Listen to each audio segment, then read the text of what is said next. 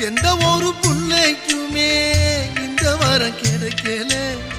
ஆனந்தம் பொங்குதம்மா விட்டு விட்டு கண்ணில. ஆயி மகமாயி நான் என்ன கொடுத்து வச்சேன். பாதம் திருப்பாதம் அதில் நெஞ்ச எடுத்து வச்சேன். சந்தன மல்லிகையில் தூளி கட்டி போட்டேன்.